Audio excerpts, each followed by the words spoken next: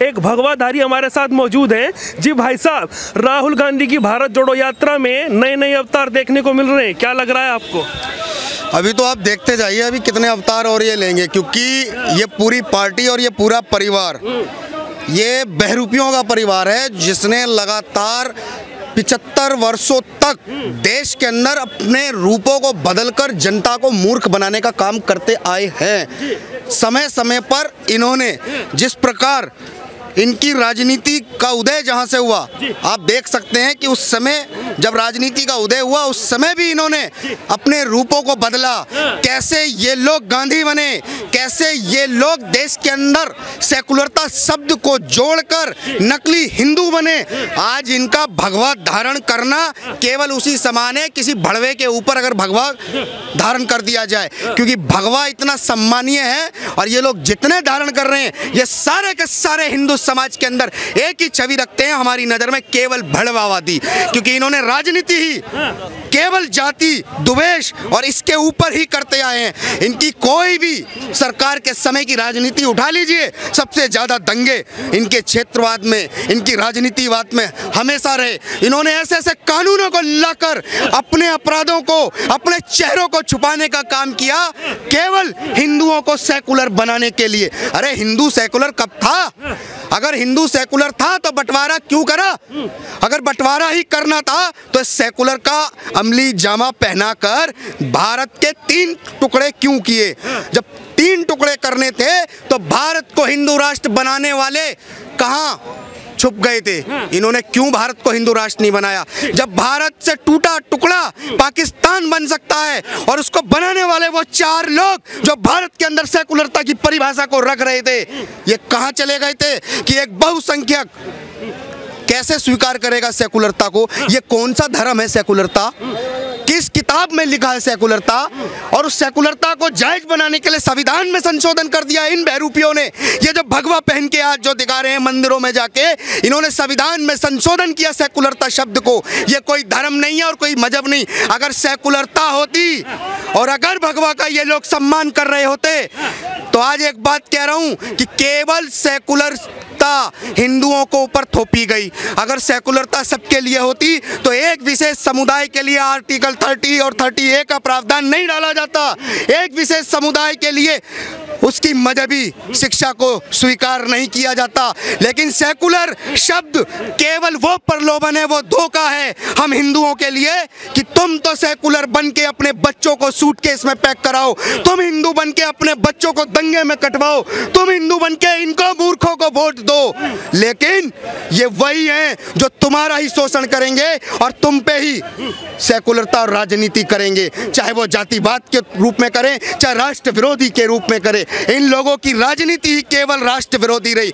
इन्होंने देश को अगर एक और अखंड करने की बात कही होती तो आज ये सड़कों पे दौड़ ना रहे होते भारत जोड़ो के नाम पे। अरे किस भारत जोड़ो की बात करते हो? किस भारत जोड़ो की? भारत तोड़ने वाले तुम, तुम्हारे बाप, तुम्हारे दादी, तुम्हारे नाना।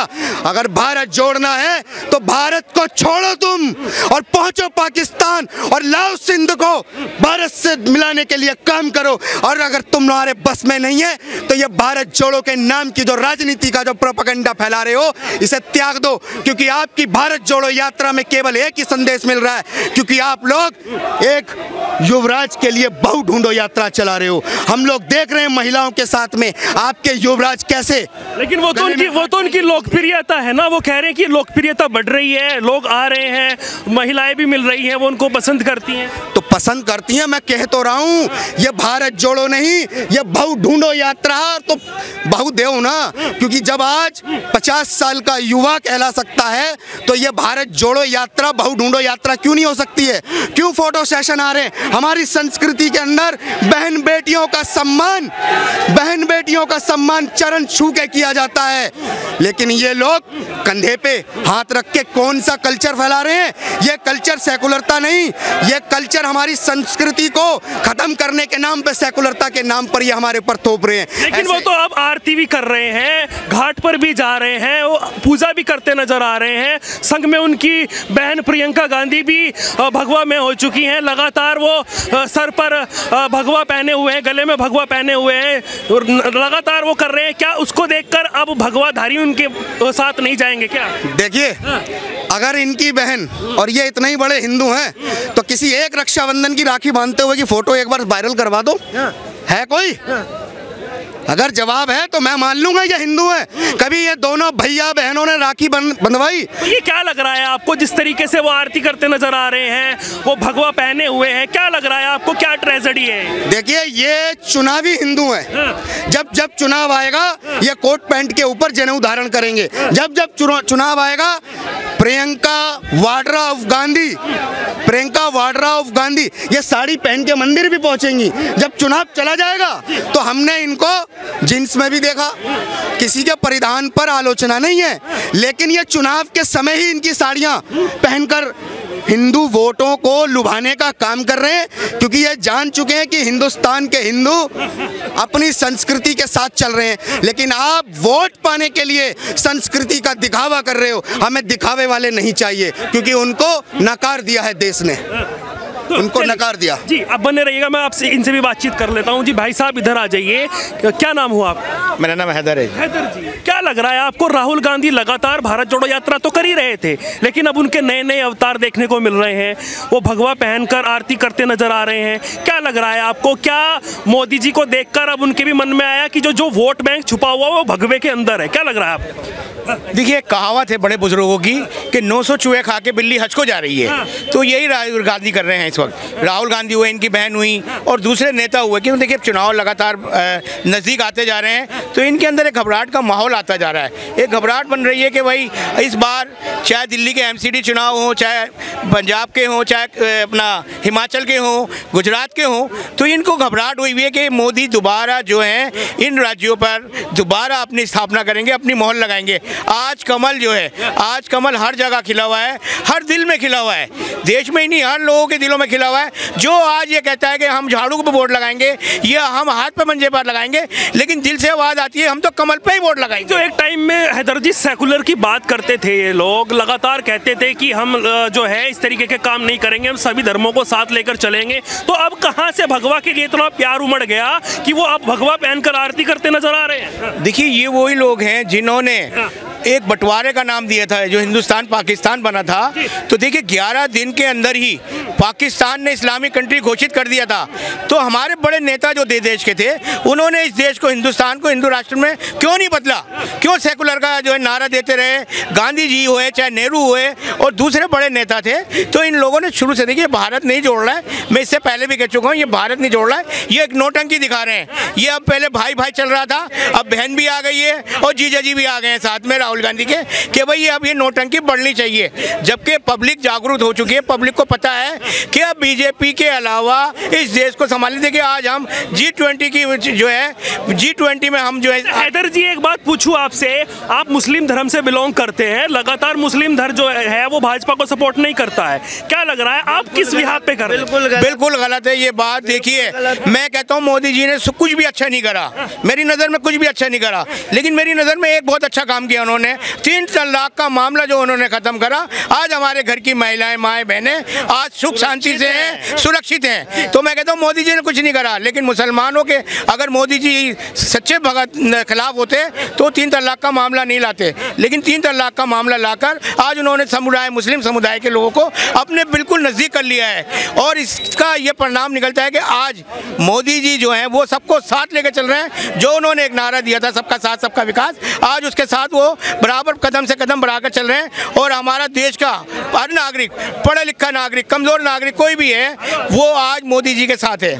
बिल्कुल सही कहा, बिल्कुल। आपका क्या नाम हुआ भाई साहब? हमारा नाम हुआ मुन्ना सनवर। मुन्ना सनवर जी, क्या लग रहा है आपको, राहुल गांधी लगातार कहते नजर आ रहे हैं, भारत जोड़ो यात्रा भी निकल रही है, अब वो आरती भी करते नजर आ रहे हैं, जो कि पहले नहीं दिखता था, क्या वोट बैंक साधने की कोशिश? देखो पहले तो मैं चश्मा लगा लूं, नहीं तो लोग कहेंगे अंधभक्त है। अच्छा। खरबूजे को देख करके खरबूजा रंग बदलता है, समझ रहे। अब 70 साल 60 साल कांग्रेस ने शासन किया, अपने शासन की जितनी भी विरक्तियां थी उन्होंने देश को दे दिया। अब उन विरक्तियों को दूर करने के लिए मोदी सरकार लगातार प्रयास कर रही है, तो इनकी जो है कि उलझी पड़ी हुई है। ये तरह तरह के लोगों में जो है विचारधाराएं बांट करके जो है कि देश में अपनी पदयात्रा निकाले, चाहे जो करे, लेकिन रहेंगे तो मोदी जी। हाँ, भाजपा तो आपको नहीं लग रहा जिस तरीके से वोट बैंक जो छिटक रहा था उनसे, कांग्रेस की जो पहले जनाधार होता था वो बिल्कुल नीचे धरातल पर आ चुका है? अब क्या लग रहा है आपको, उनको ये भारत जोड़ो यात्रा से क्या कुछ फर्क पड़ने वाला? कांग्रेस से भारत के समस्त राज्यों से अलग होती गई। 2-3 राज्य अब कांग्रेस के हाथ में बचे हुए हैं, तो कांग्रेस का अब कहाँ महत्व रह गया? कांग्रेस की तरफ नहीं जाएंगे आप?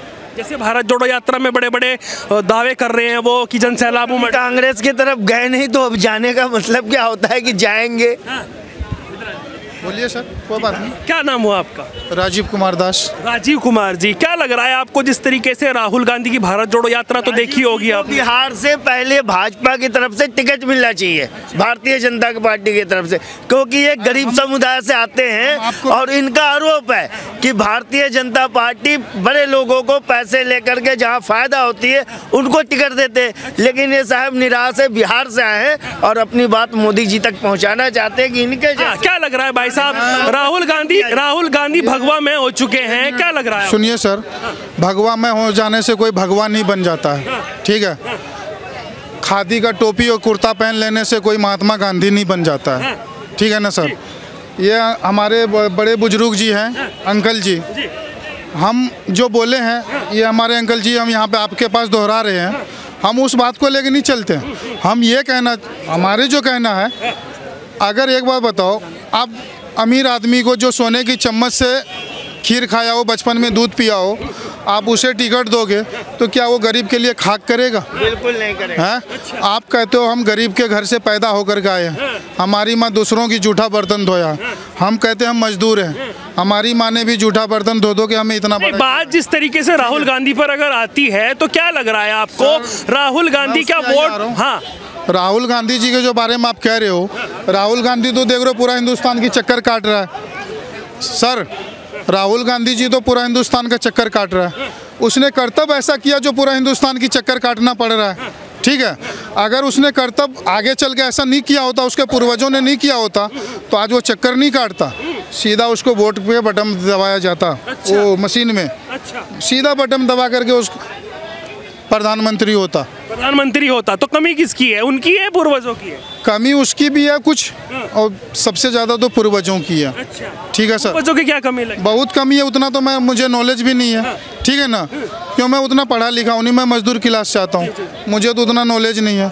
लेकिन हमारे से पूछ लेते हैं, इसकी जो सबसे बड़ी कमी है, उन्होंने जो देश के ज्वलंत और जो संवेदनशील मुद्दे थे अपने शासनकाल में, उन्होंने इतने समय तक शासन किया, उन्होंने देश के ज्वलंत और संवेदनशील मुद्दों को कभी नहीं सुलझाया, उनको अटकाए रखा और लोगों को डराए रखा, लोगों में दहशत फैलाए रखा, लोगों में बंटवारे का जो है कि माहौल बनाए रखा।